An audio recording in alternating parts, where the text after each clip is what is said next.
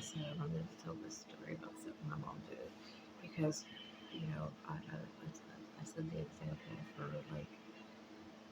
like being one person to me and something totally different to everybody else in the world. All right, so like I was wearing this rainbow tank top, and I just recently come out and I don't know, it wasn't even like it was just a tank top with rainbow stripes on it. It didn't really well. I wore it into Walgreens. My mom was with me and my kid, I think. And I gone in to get something from the cashier, and the cashier was acting really weird. And she was looking at my shirt, and then she whispered something to the other girl, and she wouldn't wait on me. She had been standing at the register, but she whispered to the other girl something to take over or whatever, and she walked off, and she stood in the back with her arms like just staring at me while the other girl checked me out. I'm thinking it's probably gay, homophobia, some form of bigotry, because there was a whole lot of it going on there before we lived. Not gonna lie, there was a whole lot of it. And I walked out of the car. I was disappointed. It hurts. It hurts your feelings. It hurts your feelings because it really didn't matter if I played the role that everybody wanted me to play, or I was authentically myself. Uh, I was still going to get treated how people, you know, just treat me. But I know I'm happier when I'm authentically me and less worried about what other people think. So I'm gonna be me. And I got in the car and I said, that lady was waiting on me because of my shirt. And she said, what, the rainbow? I said, yeah, I guess that's probably what it is. Probably them like gay people or something. Probably thought something about the shirt and decided she wanted to wait on me. And I got furious. And when my mom got furious, everybody got like, because she would make a. And she was like, I'm going to go in there and say something. And I said, please don't. God, just drop it. Let's walk away from this. Please don't.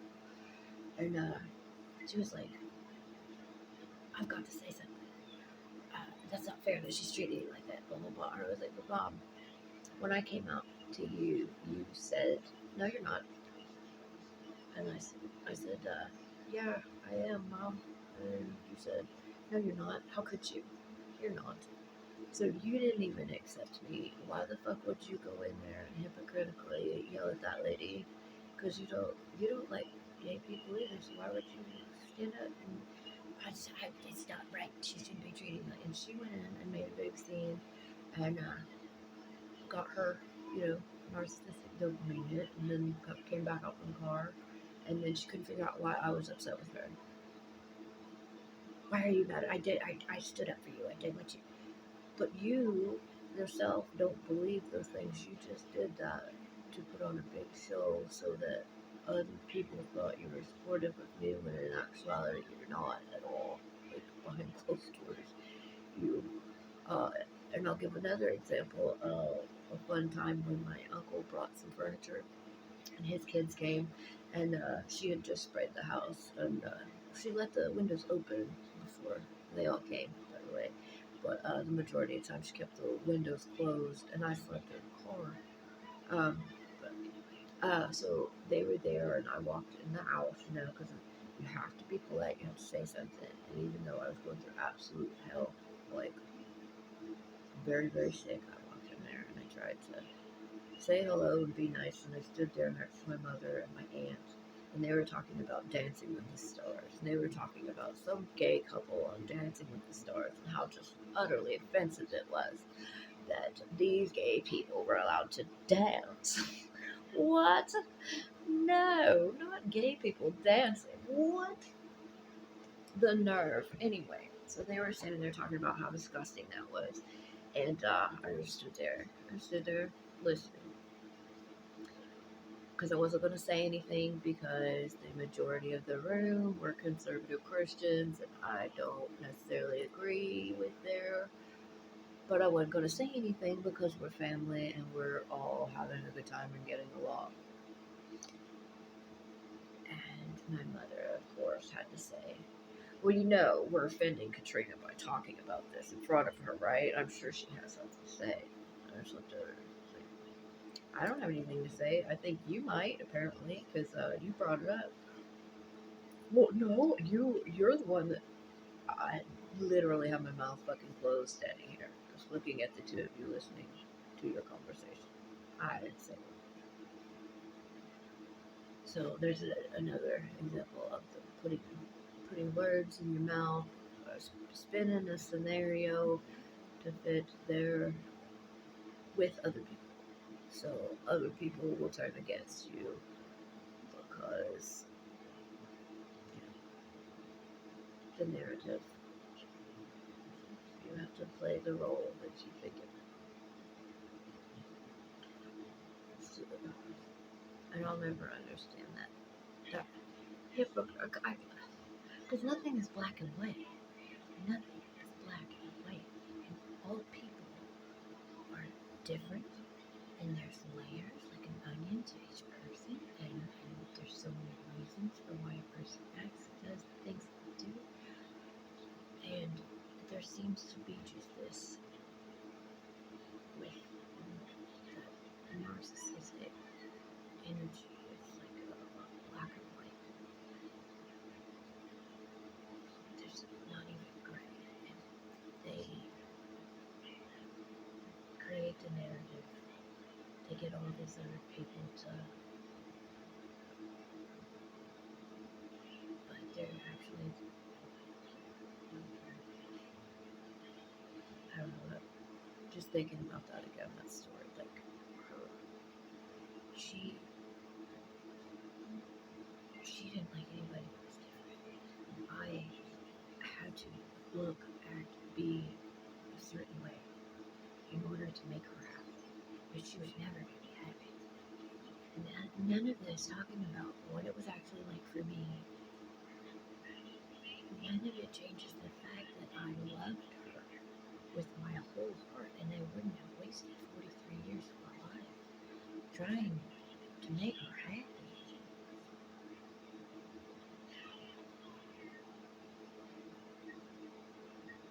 And I did everything she wanted, but it was always a no-win situation because it wasn't going to.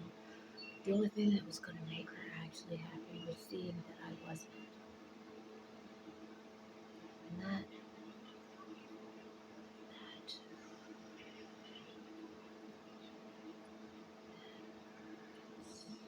but it is what it is still. And at least a year. It's been a year since she's been gone.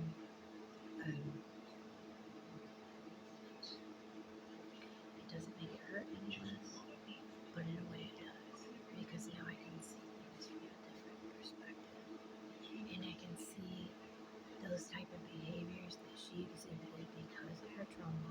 And her trauma doesn't fucking excuse at all.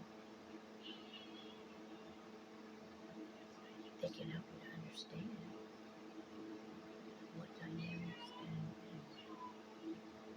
what leads up to a person becoming that way. But it doesn't excuse it. And I'm not going to carry your shame any longer. Anything that I didn't do or that other people want to put on me. Because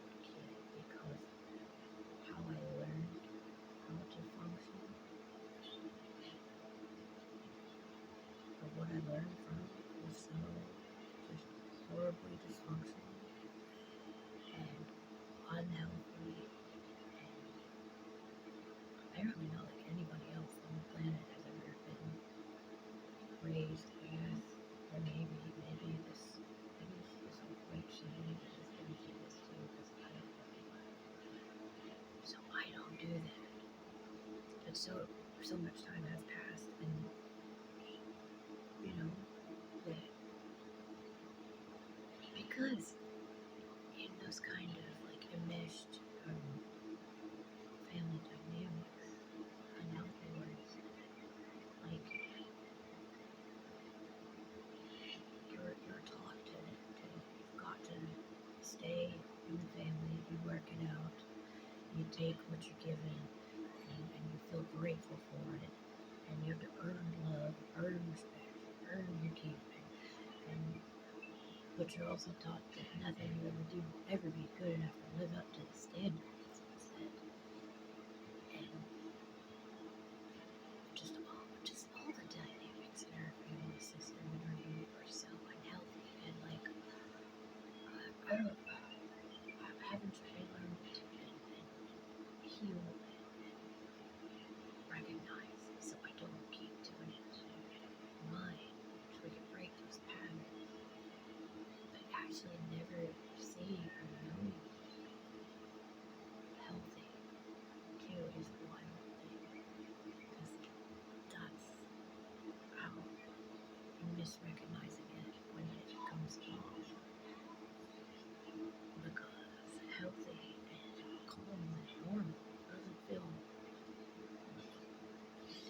familiar, so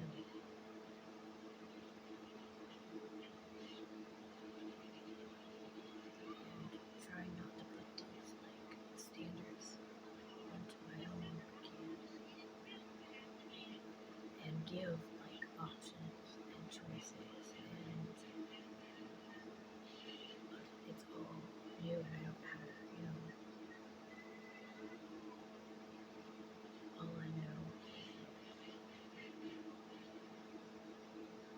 I love and respect my child in a way that my mother and my parents probably never could,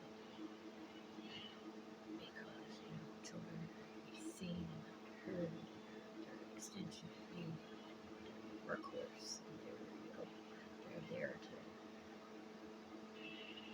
I know my parents. I think the whole goal in the game was to manipulate me to be there, to be the one to take care of them.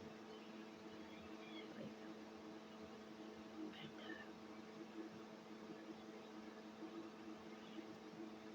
people don't want to be treated like garbage, and that's the inherent instinct. Even though a lot of us are programmed to stay in abusive situations, I think secretly, deep down, all of us don't want to be treated like shit. That's just like, we all want to be loved, we all want to be seen, we want to be heard, and we want to be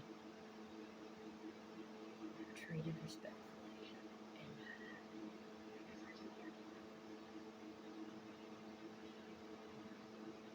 it's really hard, because it's so ingrained in our family structures and in our society as a whole. The hierarchy in grandparents, parents, children, and CEO,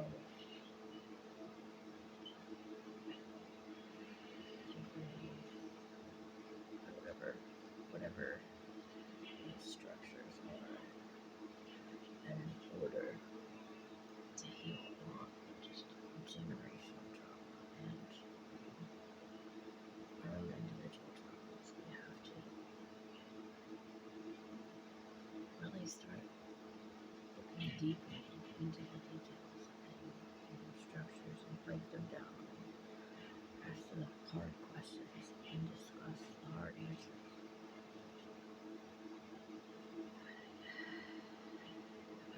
This has been an eventful weekend of discovering some words of my